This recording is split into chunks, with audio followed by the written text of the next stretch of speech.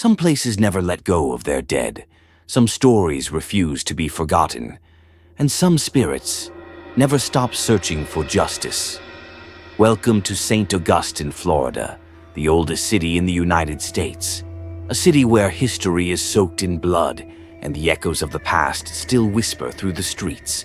But what if those whispers aren't just stories? What if the spirits of the past never truly left?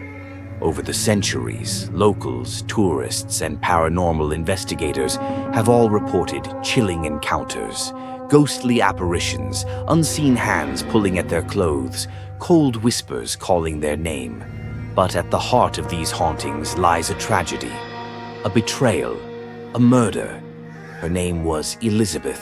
She was young, innocent, and falsely accused, dragged through the streets. She was hanged at the old city gates. And with her last breath, she cursed the town. They say she still stands there, waiting. Tonight, we uncover the horrifying truth. Are you ready? The old city gates, built in 1808, once meant to protect the city from invaders, now stand as a chilling reminder of a dark past. But these gates did not just guard the city from outsiders. They trapped something inside. Locals whisper that if you walk through the gates after midnight, you might not be alone. Tourists have reported feeling cold hands brush against their skin. Some claim they hear a soft whisper, as if someone is calling their name.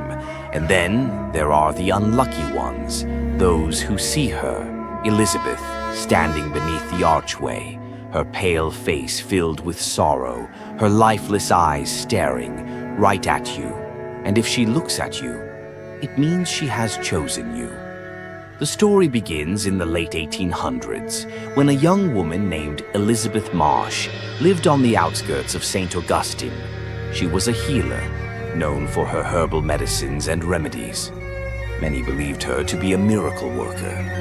Then, the yellow fever epidemic struck. Hundreds of people fell ill. Doctors were helpless, and when people needed someone to blame, they turned to Elizabeth.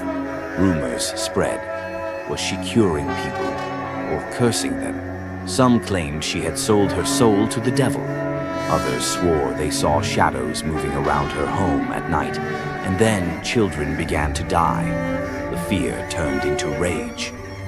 One cold night, a mob of angry townspeople stormed Elizabeth's home. They dragged her through the streets, past the homes of those she had once healed. She pleaded, she cried out for mercy, but they had already decided her fate. At the old city gates, beneath the flickering lanterns, they hanged her. Her final breath left her lips carrying a whispered curse. You have taken my life, but I will never leave. And from that night onward, she never did. From that night on, the old city gates became a place of terror. The first to encounter her ghost were the city guards. One soldier, a skeptic, decided to keep watch alone. That night, he heard soft crying. As he turned the corner, he saw her, Elizabeth, standing under the gates, her lifeless eyes locked onto his. And then, she smiled. The soldier screamed. He was found unconscious the next morning. His hair had turned completely white. He left the city the very next day. Elizabeth is not the only ghost that haunts St. Augustine. The Castillo de San Marcos. At the Castillo de San Marcos, the oldest masonry fort in the U.S., built in 1672, shadowy figures have been seen walking along the walls. These are the spirits of Spanish soldiers who died protecting the city. Their duty never ended. Some visitors claim they hear the sounds of cannon fire and the cries of dying men, even though the battlefield has been silent for centuries. The St. Augustine Lighthouse. The St. Augustine Lighthouse is haunted by two young girls. They drowned in the late 1800s while playing near the shore. Today, visitors hear children's laughter, followed by sudden screams. Some have seen a little girl standing at the top of the spiral staircase.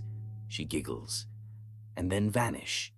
Even today, paranormal investigators, tourists, and locals experience unexplained phenomena. Some have captured ghostly figures on camera. Others have recorded EVP whispers, voices from beyond. One tourist reported seeing a woman standing under the old city gates. She wore a white dress. Her eyes were hollow as the tourist raised his camera. She disappeared. When he looked at the photo later, there she was, standing right behind him. St. Augustine is not just a historic city.